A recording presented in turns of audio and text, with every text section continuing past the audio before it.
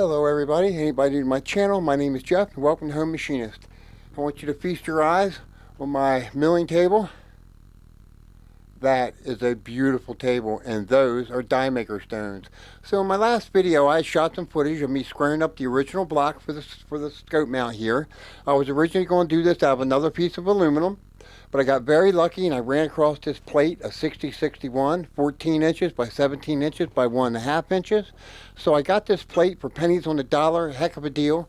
And I cut my block out right there for the scope mount. This block came from over here, already did a little bit of work off of that block. But I shot some footage of me measuring that block and it was super flat and super parallel. And that starts by having a milling table that looks just like this. So let's take a look at that footage. I'll show you how tight my dimensions are. And then we're going to work with these die maker stones a little bit. And we're going to show you the importance of dressing the table, stoning the table, so you can get incredibly flat parallel parts. Now this is a column mill. You can do this on any mill all day long. So let me show you this footage and then we'll move on to working with the die maker stones. Okay, so I've got my block here for our scope mount. I went ahead and brought all my sides in, squared it up. I just want to show you how parallel I can get stuff on how flat on my little PM 30 mill here. Now I have a lot of elbow grease in this mill. I put a lot of time into making that thing cut really flat. My table is stoned absolutely beautiful, so I get really flat parts off of it. And it's a column mill. You can do it all day long. It's not difficult to do it on a column mill if you know the procedure. So here we are. The mic's on. Let's lock it. I'll show you it moves. Okay. Let's look what it is. It's sitting on 2-inch, 519,210s. Okay, I hope you can see that. Let me see. I'm looking at my phone here. Make sure I got it focused. I think I can see it. Okay, so it's 19. Oh, that's not so great, is it? So it's 19 2/10s at the bottom. Let's go up to the middle. Shit. Okay, and we're 19 dead on. Okay, 19 dead on. I think you can see that. All right, that's middle. So we're 2 10,000ths. Go to the top, and we're 19 and 2 10,000ths again. 3 10,000ths. So we're flat to 3 10,000ths. Not too bad. It's about right. I'm always under half a thou in parallelism. So this side's just as good. Well, let's take a look at it. We'll go to bottom first. I'll get, oh, it's a little loose there. Let's do bottom first here. Sorry about that, guys. Okay. We are 2-inch, 621 thou. I think you can see that. 6-inch, 200. Excuse me, 2-inch, 621 thou at the bottom. Let's go in the middle. 6-inch. I had to say it again. 2-inch, 621 2. Okay, I think you can see that. So we're 2 10,000ths again. So far, this might be flatter than the other side. And we're 21. So we're within 2 10,000ths on that side. So this part has parallelism on all 4 of these sides. On one side's 3 10s, the other side's 2 10s. And there you go. You can do that all day long in a column mill. But here you go. We're ready to start turning this into a scope mount. Let's get busy. Okay, so here's one of my fine grit, very, very fine grit stone. Now this table, depending on the light, it can appear to be very scratched up, but it's not scratched up. It's a crosshatch. So we're going to take our stone. And I always stone out here as well, evenly. I do out here as well as I do here. Both ends, because you never know when you might want to clamp out in this area.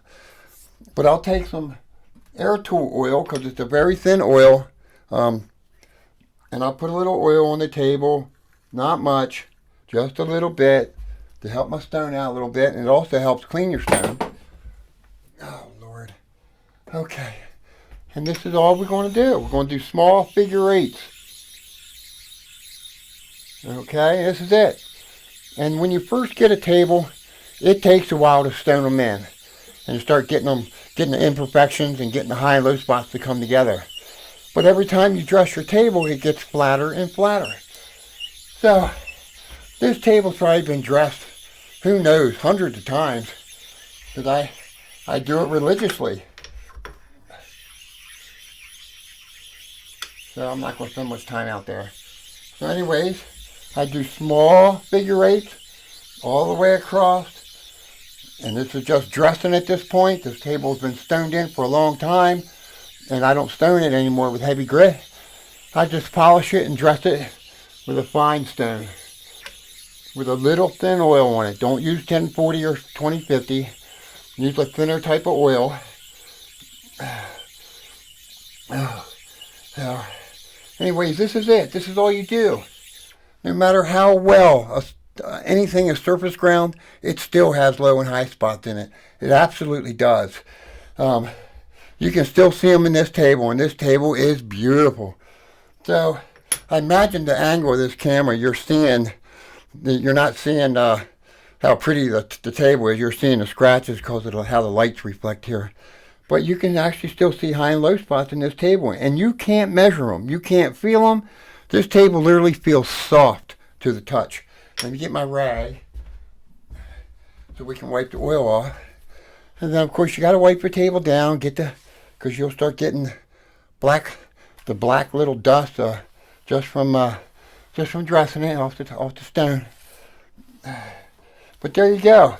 But you need to do this to the bottom of your vise, the floor of your vise, the bottom of your dividing head, the bottom of your rotary tables.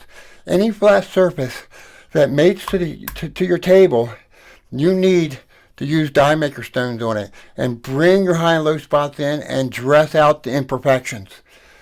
So there you go. Yeah, well, anyways, this is how you do it. This is how I get super flat parts, and you saw that with your own eyes. Them 6 measurements, that's real, came off this milling machine, and it's not hard to do. So I have about an 11 or 12 inch envelope I like to stay in on this machine. As long as I stay in that 11 or 12 inch envelope, I get super flat parts and very parallel. So it's that easy. It just takes some elbow grease, some die maker stones. I appreciate everybody that watches my videos. I love every one of you. Please like, share, and subscribe. And I'm going to do my best to get the scope mount done and that video uploaded as soon as possible. But here again, there's my table. It's absolutely beautiful, and you can have a table that looks just like this as well. So I have another video I have to do. Vevor sent me an 8-inch rotary table for free. I also have this vise I have to do a review on, but I have to review the 8-inch table and the vise. I promised Vevor to do it. They were kind enough to give it to me as long as I did the review, and I will be doing that review. But we're waiting on tooling for the scope mount. We have a riser to do. I also still have to finish that. So we have some projects up and coming. I love you all again very much. I hope every one of you has a fantastic work week, and I want you to dream of beautiful milling tables just like this. Again, please like, share, and subscribe, and I will be seeing every one of you in the next video. Love you all. Have a good work week. See ya.